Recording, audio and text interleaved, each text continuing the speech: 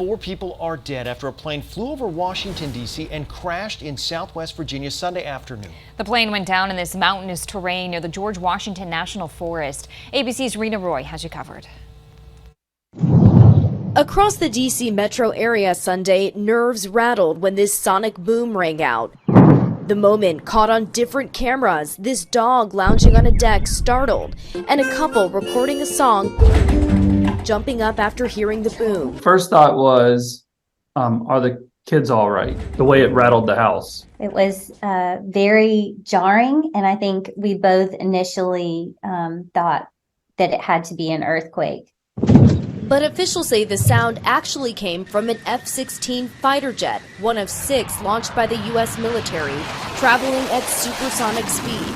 Fighter pilots desperately trying to catch up with a civilian jet, a Cessna Citation, that had entered restricted airspace near the U.S. Capitol Sunday afternoon.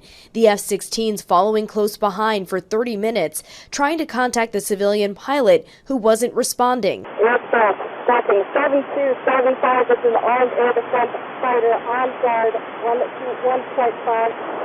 Contact us immediately. The fighter jets even firing flares to alert the civilian pilot, but then they looked in the cockpit and they could see that the pilot was slumped over and unconscious. The plane likely out of fuel, then taking a dive and crashing in Virginia, killing all 4 people on board.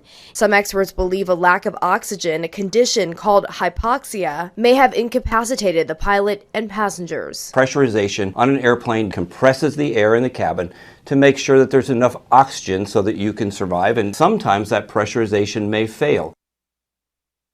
According to the FAA, the plane had taken off from an airport in Tennessee and was heading to New York's Long Island, which it did reach, but the flight path shows it then turned around, likely on autopilot, before crashing in Virginia.